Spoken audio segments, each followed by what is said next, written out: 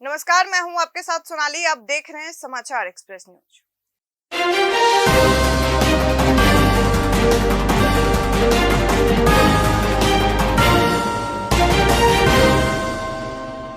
Corona की स्थिति ठीक होने के बाद अब मुंबई की लाइफलाइन कही जाने वाली लोकल ट्रेन आम लोगों के लिए दोबारा शुरू की जा सकती है।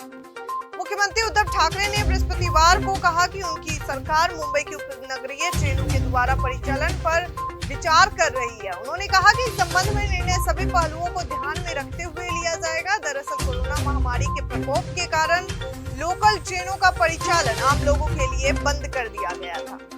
बीते 3 सप्ताह से मुंबई में नए कोरोना मामलों की संख्या हर दिन 500 से कम हो रही है। कांग्रेस समेत अन्य दल और लोग महाराष्ट्र सरकार से मुंबई की लोकल ट्रेन को आम लोगों के लिए भी शुरू करने की मांग कर रहे हैं। इससे पहले स्वास्थ्य मंत्री राजेश टोपे ने भी इस मुद्दे पर प्रतिक्रिया दी थी। उन्होंने कहा था कि मुंबई लोकल ट्रेन में आम लोगों को सफर की इजाजत देने संबंधी निर्णय को अभी विचार करने के लिए रखा गया है।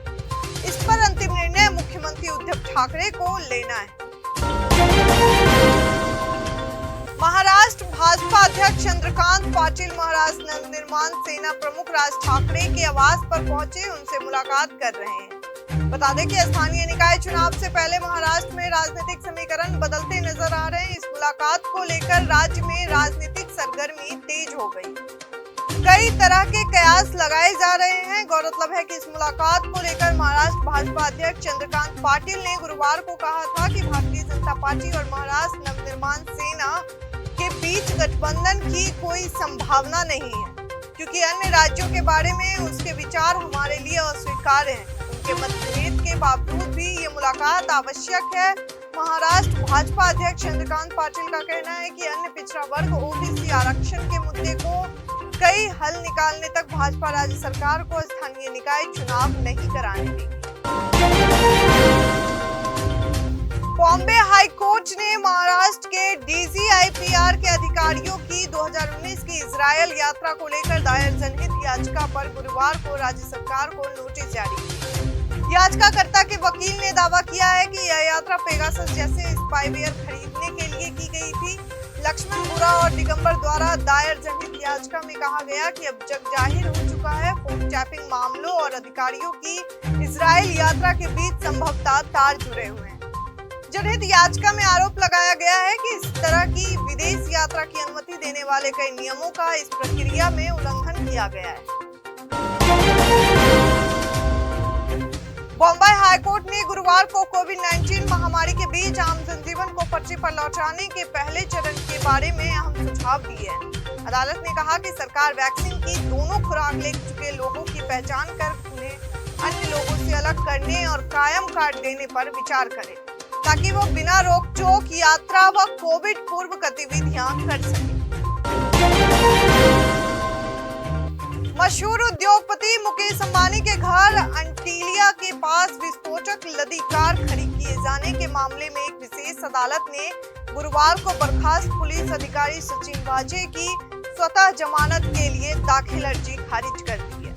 अदालत ने मामले की जांच कर रही राष्ट्रीय जांच एजेंसी को आरोप पत्र दाखिल करने के लिए एक और महीने की मोहलत दी है। इससे पहले 9 जून को कोर्ट ने एएनआई के आरोप पत्र दाखिल करने के लिए 2 महीने की मोहलत दी। केंद्रीय एजेंसी ने यह कहते हुए एक और महीने की मोहलत मांगी थी कि मामले की जांच जारी है। दूसरी तरफ वाजे ने जमानत की मांग करते हुए कहा था कि जांच एजेंसियां तय समय सीमा में आरोप पत्र दाखिल करने में विफल रही, इसलिए वह मुक्त किए जाने के पात्र हैं। महाराष्ट्र के पूर्व गृह मंत्री अनिल देशमुख के कई ठिकानों पर प्रवर्तन निदेशालय ने शुक्रवार को छापेमारी की। राष्ट्रवादी कांग्रेस पार्टी के नेता अनिल देशमुख पर मनी लॉन्ड्रिंग के मामले चल रहे हैं। इसी केस में नागपुर स्थित उनके 3 ठिकानों पर छापे की कार्रवाई चल रही। न्यूज एजेंसी एएनआई ने कहा, सूत्रों के हवाले से यह जानकारी दी है कि अनिल देशमुख को 2 अगस्त को पूछताछ के लिए ईडी ने तलब किया था, लेकिन महाराष्ट्र के पूर्व गृह मंत्री और एनएससीपी नेता हाजिर नहीं हुए। उन्होंने अपने वकील के जरिए 2 पन्ने की चिट्ठी जांच एजेंसी को भेज दी। ईडी ने एक अधिकारी ने कहा कि यह तीसरा मौका था जब अनिल देशमुख ने ईडी के नोटिस को नजरअंदाज किया। ईडी का दावा है कि अनिल देशमुख ने महाराष्ट्र का गृह मंत्री रहते ऑर्केस्ट्रा बार मालिकों से 4.70 करोड़ रुपए की रिश्वत ली। गृह मंत्री ने मुंबई के निलंबित assistant police commissioner ACP Anil वाजे के जरिए यह रकम ली। हालांकि अनिल देशमुख ने इन आरोपों को सिरे से खारिज किया है। एनसीपी नेता के वकील ने छापेमारी की कार्रवाई को गलत करार दिया है। फिल्म मेकर विभू अग्रवाल के खिलाफ मुंबई पुलिस ने यौन उत्पीड़न का केस दर्ज किया है। एक महिला की शिकायत पर विभू पर आईपीसी की धारा 354 के तहत मामला दर्ज किया है। विभू के अलावा उनकी कंपनी की कंट्री हेड अंजलि रैना को भी आरोपी बनाया गया है। दोनों के खिलाफ अंबोली थाने में 4 अगस्त को आपराधिक केस दर्ज किया गया था। 28 साल की पीड़ित महिला का आरोप है कि विभू की कंपनी उल्लू डिजिटल के ऑफिस में बने स्टोर रूम में उससे छेड़छाड़ की गई थी। विभू की फिल्म निर्माण कंपनी उल्लू digital private limited adult content बनाती है। हालांकि कुछ दिन पहले एक इंटरव्यू के दौरान विभू अग्रवाल ने उल्लू प्लेटफॉर्म के कंटेंट को फैमिली कंटेंट में बदलने की बात कही।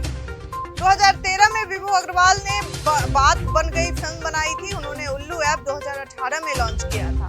इस ऐप पर हिंदी और अंग्रेजी के अलावा भोजपुरी, बंगाली, पंजाबी, मराठी, तमिल, तेलुगु, कन्नड़ और गुजराती के अडल्ट कंटेंट प्रोवाइड करवाया जाता है। सॉफ्ट पॉर्न केस में आज एक्ट्रेस शर्लिन चोपड़ा को पूछताछ के लिए समन किया गया था, जिसके बाद दोपहर 12:15 पर एक्ट्रेस मुंबई पुलिस की क्राइम ब्रांच के प्रॉपर्टी सेल के ऑफिस में पहुंची। एक्ट्रेस अपने साथ कुछ डॉक्यूमेंट भी लेकर आई। फिलहाल उनसे पूछताछ जारी है। शर्लिन का पॉर्न केस में गिरफ्तार और जेल में बंद राज कुंद्रा की फर्म आर्म्स प्राइम मीडिया के साथ कॉन्ट्रैक्ट था। ये कॉन्ट्रैक्ट भारत के लिए बाहर की कंपनियों के कुछ ऐप के लिए अश्लील कंटेंट उपलब्ध कराने का था। शर्लिन ने भी राज कुंद्रा पर कई आरोप लगाए थे। शर्लिन ने कहा के मुताबिक राज कुंद्रा ने उन्हें अडल्ट फिल्मों के बिजनेस में धकेला है। राज ने उन्हें अडल्ट कंटेंट में काम करने को कहा था। पहले एक रोल ऑफर किया गया, फिर बाद में अडल्ट कंटेंट बनाने को कहा।